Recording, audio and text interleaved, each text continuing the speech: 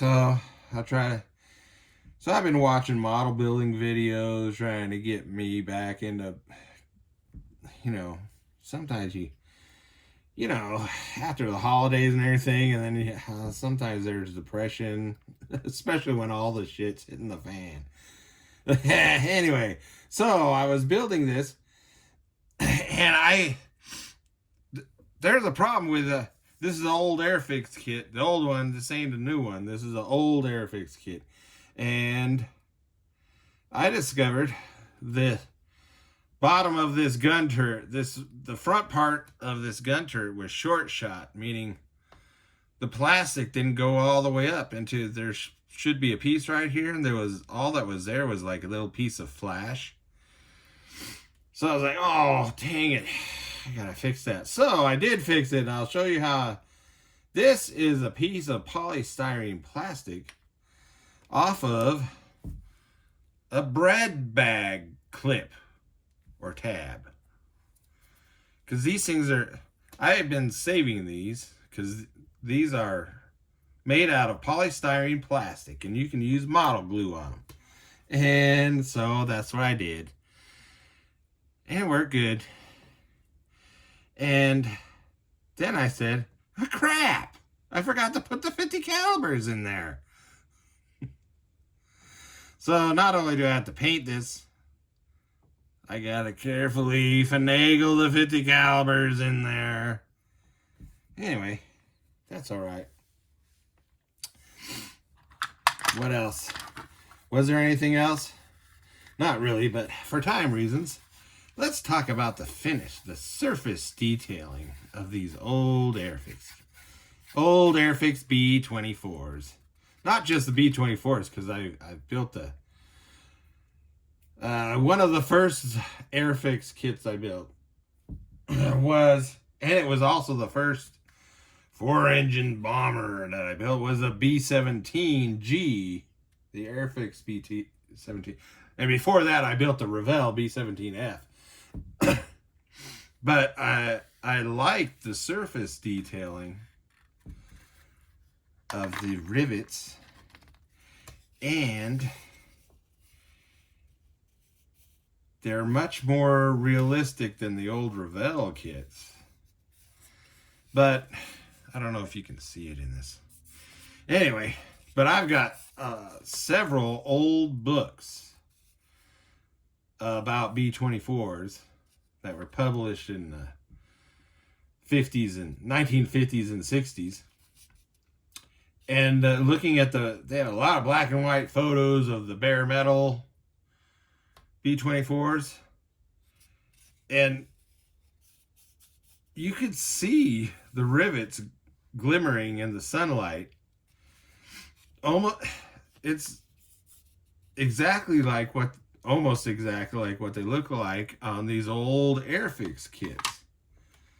And the same, I have B-17 books too, and same thing. So I really, people don't, these old kits have their downfalls.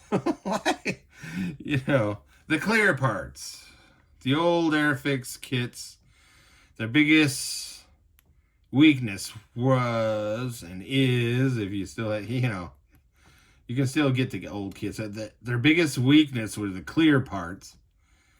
They're thick and kind of, they're not very transparent. They're clear, but they're blurry.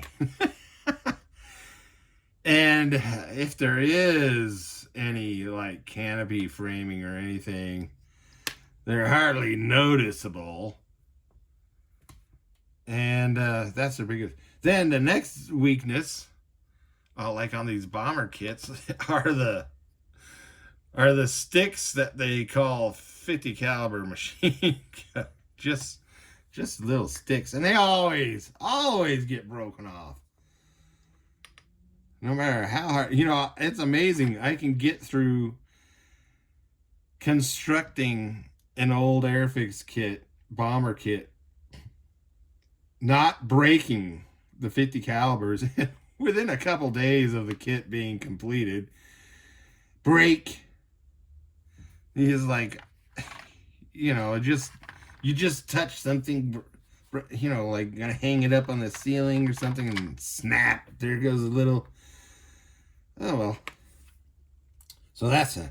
And then here's another weakness where now these are pretty good in here. I don't know if you can see the detail, and detail on the motor face here is pretty good. But most of the old Airfix kits of the radial engined aircraft, they're molded. The cowling and the motor face are molded as one piece. And, you know, you can barely see. Yeah, they're terrible. But also cockpit detailing is totally lacking. See, this was often old instructions from the instruction sheet. Where did I? Anyway, yeah, and it says, cut this out and glue it on the piece of plastic. There's your instrument panel. There. But I really, you know, after looking at books of photos of B-24s and B-17s, I really like the surface detailing. The raised, it's actually, there's raised panel lines, which is not accurate, but these rivets are. And they're subtle enough, you know, the Revell kits, the rivets were too big. But, so if they could combine the new kit technology with the old surface detailing, the Airfix engineers worked, I mean, they really did try to get the rivet detailing pretty good, pretty accurate. You know, kind of.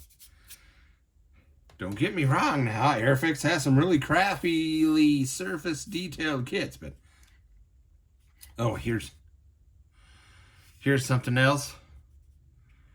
This little window is not a window. There's the kit supplied window, but this kit was missing this window. So I used an old trick. I put some cellophane tape or magic tape or clear cellophane tape behind this opening. And then I put some of this Pod Mod.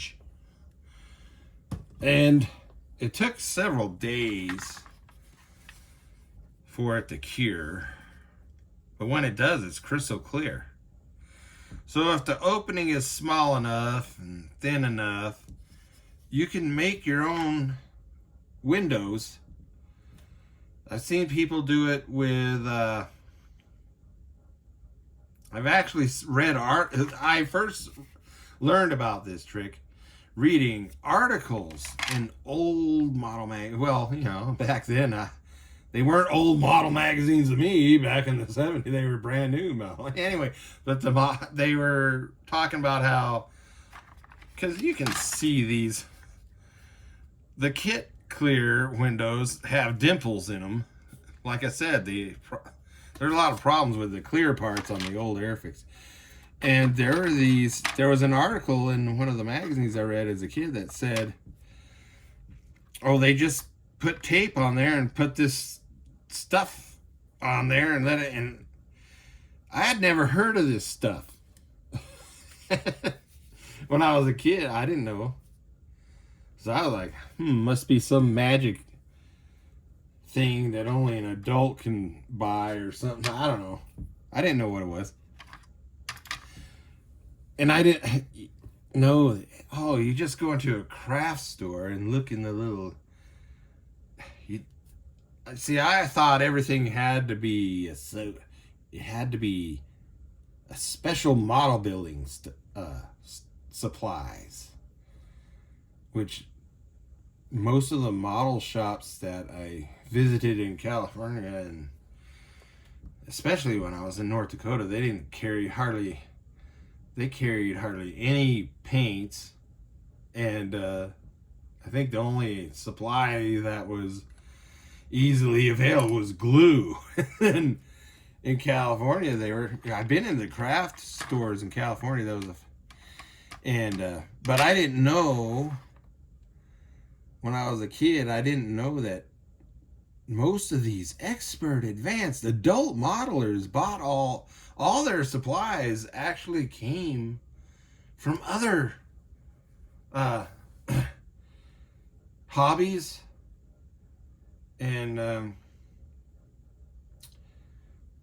model railroaders. Well, when I thought, yeah, okay, I can understand that, but I didn't have any model railroad.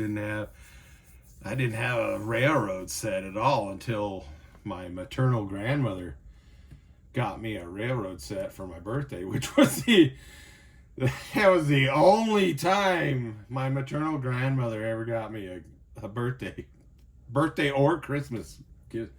You know, I come from a very dysfunctional family.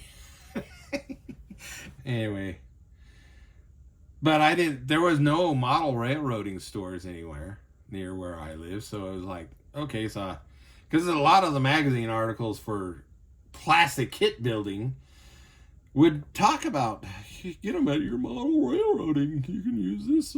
Hey, we don't have any of that around here. And then, but stuff like Mod Podge. Oops, I shouldn't have said the actual name. Don't like free advertising. But anyway, so this was, you know how I learned about this? It was one of my elementary school classes, and the teacher we're gonna make puzzles, and we're gonna cover.